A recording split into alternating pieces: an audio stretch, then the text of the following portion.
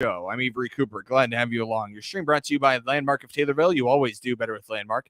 And People's Bank and Trust, where they put people first. You'll find those streams on the TaylorvilleDailyNews.com Facebook or on YouTube at WTIM TV.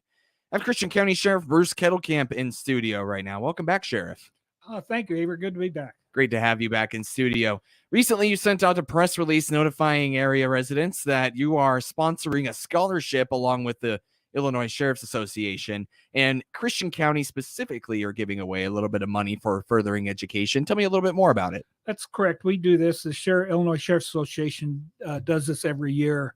They do 100 scholarships throughout the state of Illinois. So I'm able to, in Christian County, we're able to give out one scholarship for $500 to a student. They have to go ahead and pick up, they can go online to fill out their application for this. They need to fill out the application. We need to have their proof of the student's enrollment from the school. We need their GPA, and we need their ACT tests or SAT test scores. So, yeah, it's available to them. They have to submit them into our office by March 15th. That's the deadline. And I think this is just a great program. And, I think people, the media that we hear from is a lot of crime or problems with the youth. And we don't have that in Christian County. I shouldn't say we don't have it. We have a small majority of the youth that cause problems in Christian County. It's a small majority. Same way with adults. So the criminal acts that happen in Christian County, it's a very small percentage of the people who live in Christian County, and it's the same people we deal with over and over and over again. So my point is, I want to say we have a lot of great kids in Christian County. Just unbelievable good kids. And I want to commend the parents for them bringing up such good kids. And the reason why I say that is I truly enjoy seeing the kids that apply for these scholarships. And when you apply for the scholarships, you have to, part of their application process is that you have to do a essay question, and you got to keep it I think it's under 350 words or something like that. So I really enjoy reading these. And first of all, I don't pick out the winners. I select a committee, and usually it's a committee of retired school teachers, and they're very helpful. I really appreciate what they do, and they're the ones that selects the winners for me, and then I go ahead and present that and forward it on to the Illinois Sheriff's Association. So if you wouldn't mind, I'd like to read one of the letters that the winner gave last year. And the question was, what would make it more appealing to join a law enforcement profession? Because, we are having a shortage in law, everybody's got a shortage in employees, but particularly it's hard in law enforcement. So this person who was selected as the winner responded that law enforcement officers face many different dangerous and stressful situations in the line of duty. Some, such as gun violence, are obvious. Other dangers, i.e. as in fatigue, are hidden, but common and greatly hinders officers' recruitment. Officers' performance is also reflected by the training and other factors. The lack of adequate pay is a major disadvantage when compared to the strenuous, dangerous, and emotional havoc of the profession has on the officers. For instance, research to study and improve officers' performance and safety on several fronts would help with recruitment of officers. Testing and developing protective equipment for officers, from body armor to the roadside visibility aids, would be beneficial. Initiating law enforcement projects to prevent and eliminate officers' fatigue and mental health problems should be at the utmost importance. People who are exploring professions in law enforcement know that they will be risking their lives every day, and it is not a safe profession whatsoever. Wearing body armor can save police officers' lives as they protect themselves from violence. Making sure that each police officer has the proper equipment through the shifts is essential to their lives. At one time, cutting equipment short would cost a life. Additionally, law enforcement professionals had a Additionally, if law enforcement professions had a higher salary, more high school students would look into the profession to help serve and give back to the community. Police and firefighters are called essential services for a reason, as they both are professions of the community that the community rely on every day to maintain their health, safety, and feeling of security. Superior police officers must be a warrior, be compassionate, courageous, brave, and determined. These qualities are all important and take a special person to uphold them. Most people do not want to be in law enforcement when they are risking their lives every day and not receiving a great salary. Raising the salary of a police officer will attract more well-rounded and qualified high school students into the field, as many people would love to serve their community in this way and in return be paid well to compensate for their hard work and commitment. Now, I thought that was an excellent response for a high school student to write about this. And again, that's just one example of the many that we received. And this person was selected as being the winner.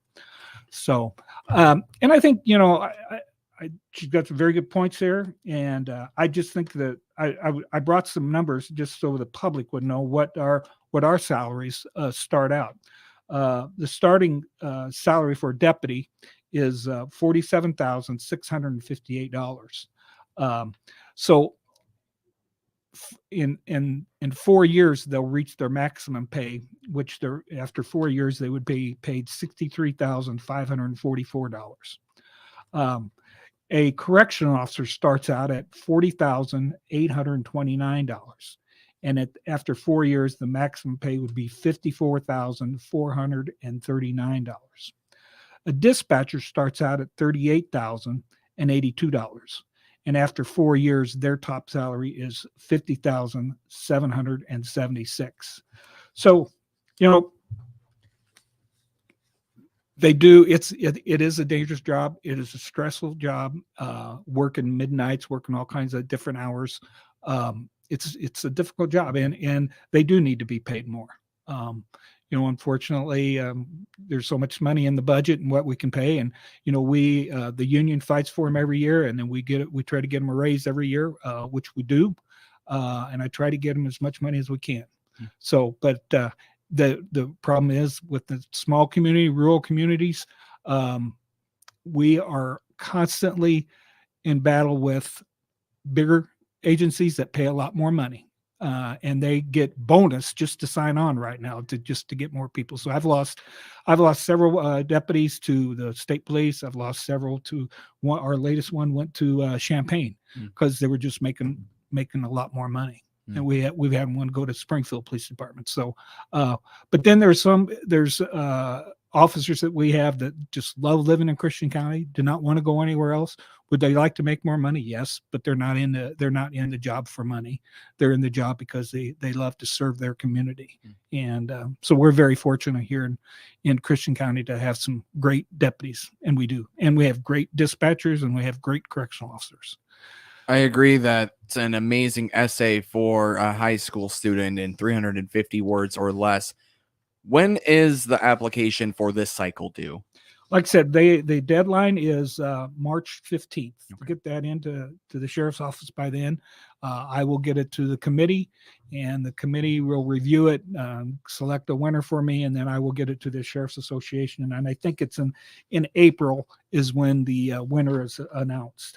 All right. Well, it's Christian County Sheriff Bruce Kettlecamp here in studio talking about, the Illinois Sheriff's Association scholarship. And coming up next, you'll talk a little bit about the assault weapons ban in Springfield and all across Illinois, enacted in Springfield. You get what I'm trying to say. It's Sheriff Bruce Kettlecamp here on the WTIM Morning Show, brought to you by Landmark of Taylorville, where you always do better with Landmark, and People's Bank and Trust, where they put people first.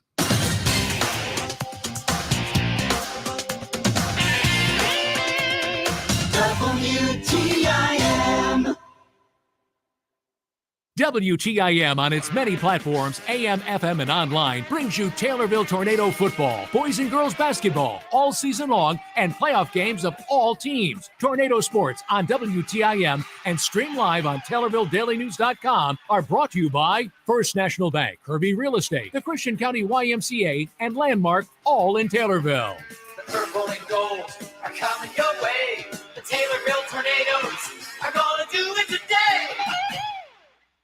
The WTIM Swap Shop program is being moved to an online platform starting January 9th. Starting that day, you can click on the Swap Shop link on TaylorvilleDailyNews.com. Register, then list any and all items you have to buy, sell, trade, and give away free of charge. Items posted will be screened by station personnel before they go live on the new WTIM Swap Shop webpage. It's quick, easy, and a great way to get rid of your stuff absolutely free. Buy, sell, trade, or give away online by clicking the Swap Shop icon at TaylorvilleDailyNews.com starting January 9th. Your local radio stations are here for you. No subscriptions or monthly fees necessary. We're here to give you the news, weather, and traffic you need and the music you love. But if the foreign-owned record labels get their way, it could stop the music. They want Congress to force radio stations to pay them more money simply to play their music. Don't let radio go silent. Text LOCAL to 52886 and tell Congress to protect local radio stations. This message furnished by the National Association of Broadcasters. Brian Barnhart here, the voice of the Fighting Illini, inviting Illini Nation to listen for Fighting Illini sports this season on New Country 104.1. From every kickoff during football season to the closing horn of every basketball game, you'll hear them in Christian County and surrounding area on your home for Fighting Illini sports, New Country 104.1. Follow the orange and blue and go Illini. Brought to you by Prairie Farms Dairy, Bob Ridings Pena, and Adam Jeffrey with Craig's Realtors in Taylorville. The Shelby County Economic Development Corporation aims to foster, promote, and stimulate economic development, from keeping existing industry and retail businesses successful and thriving to attracting new investment in Shelby County. The Shelby County Economic Development Corporation is here to help your business grow. It also sponsors job fairs to fill positions at existing employers and encourages future entrepreneurs in the Shelby County CEO program. Find out more on the Shelby County Economic Development Corporation by clicking their icon at TaylorvilleDailyNews.com. Taylorville Care Center, Taylorville's premier nursing facility, is hiring, offering the best opportunities in town with new wages, elite pay, and premium pay programs for RNs, LPNs, and CNAs. Get more by clicking their icon at TaylorvilleDailyNews.com. Hi, this is Will Perkins with Taylorville Community Credit Union. Find out about all the products and services we provide by clicking our icon at TaylorvilleDailyNews.com. Your information station, WTIM. It's the WTIM Morning Show. I'm Avery Cooper. Glad to have you along. Your stream brought to you by Landmark of Taylorville, where you always do better with Landmark, and People's Bank and Trust, where they put people first. Now, in early January, the Illinois legislature, during the lame duck session, enacted an assault weapons ban. Governor J.B. Pritzker signed into a law. And while there's some controversy with it, and Sheriff Bruce Kettlecamp is here to talk a little bit about gun violence in Christian County. Sheriff, what have you got for us? You mentioned that, violence isn't super high here in Christian County. We're very fortunate here in Christian County. We're not like Decatur or Springfield or Champaign, where they have probably every day they deal with a gun. Violence with a gun. Since I've been sheriff, and don't hold me to this. I could have a couple of my numbers wrong here, but I've discussed this with my chief deputy and investigators, and we've counted up. I think when in Christian County, since I've been sheriff in 12 years, I think there's been there's less than one a year. Has there been any kind of an assault with a weapon, with a gun? In the 12 years that I've been here, there's been 3, and again, I could be wrong, but I'm pretty sure I'm right. There's 3 murders. And of those 3 murders, 1, a handgun was used. The others, it was a beating and a knife. So and what our deputies, and I think the officers, the people that work the road, that when they deal with anything with a gun here in Christian County, we've found when we apprehend the individual or investigate, most of the guns that we're finding, they're fake guns. They're airsoft guns or they look alike guns. We haven't had that many actual handguns. Don't get me wrong. There are criminals in Christian County. The criminals, like I said before, the criminals that we deal with every day, over and over, there are criminals with guns. Mm-hmm. Criminals do not care about laws. They could care less about this new law, this new anti-assault weapons law that the governor and the legislators from Chicago passed. They could care less about it. Real quick, what does it do? What does this law do? Because it's a ban, but also it has some caveats. The thing that really I don't like is that it forces the law-abiding citizen to have to register their guns with the state, with the government. And it the ban is you can't have a weapon, a semi-automatic weapon that over 15 rounds, that holds a clip over 15 rounds, or a long rifle that holds over 10 rounds. So those are the things. But again, my feeling, I'm along with 80 other sheriffs that feel this way, that it's unconstitutional. We have our Second Amendment, the right to bear arms to protect ourselves. Now, if the bad guy, the criminal, like I said, they could care less about a law. They're not going to obey the law. So all this is doing is hurting a law-abiding citizen.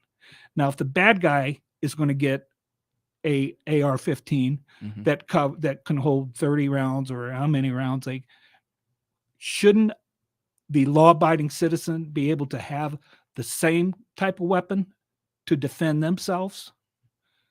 That's what I'm saying. They're hurting. It's unconstitutional. That's what we believe. There's 80 sheriffs out of 102 that believe that.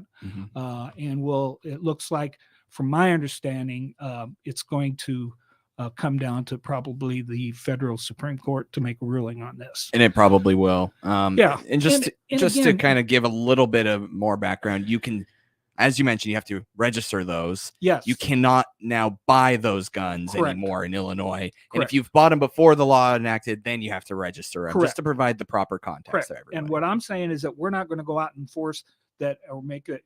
If you haven't registered, we're not going to go out and arrest you for that. For the law-abiding citizen that has the weapons that they say are assault weapons, if you haven't registered, we're not going to come out and arrest you for that. Right. I see. So I have a question on that ground. Now, obviously, you're not going to go out and seek people who haven't registered their guns, but maybe if they have a gun that is an assault style weapon that they have to register, but you've discovered it maybe in a traffic stop and they haven't registered that. I mean, what kind of, where are you on that? I guess I don't quite understand. Let me rephrase. If, say, somebody has an assault style weapon in their car, that they legally they purchase legally, but didn't register it, where are you on that? That's what I'm saying. I'm not going to enforce that law that they have to register. Okay.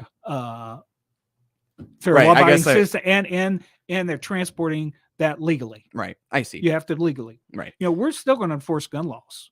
We're going to make sure that the public's safe. Right. So we'll make sure that's another thing. We have so many laws now. I mean, there's so many laws in the state of Illinois involving guns. Yeah. If these were, and they are enforced, if they're enforced and if they're prosecuted and if they are sentenced the way they should be, we probably wouldn't be having these problems, of course, like we're having. Just like the no bail bond that they passed at 3:00 in the morning. And I only mean to bring that up just to distinguish a little bit and clarify a little bit on that press release that we're talking about here. That the way I understood it is that you are not going to go out and check everybody that they have their FOID cards are all up to date and ready to go. I guess what I'm trying to understand is if, say, in the act of an investigation, you find somebody's FOID, they haven't registered a card. Is it still in the area of don't enforce? I'm just kind of trying to see where you're at. If they have a legal, if they purchased it legally, but in the act of investigation, you found that they did not register it. Registered with the state police as a result of this new unconstitutional law that's been signed. I'm just asking your position. Right. That's what I'm saying. Okay. We will not enforce this new law that the governor and the legislators signed. Just trying to provide that clarity. I really appreciate it, Sheriff. That's Christian County Sheriff Bruce Kettlecamp. Thank you so much. Thank you, sir. With SRN News, I'm Greg Clugston in Washington.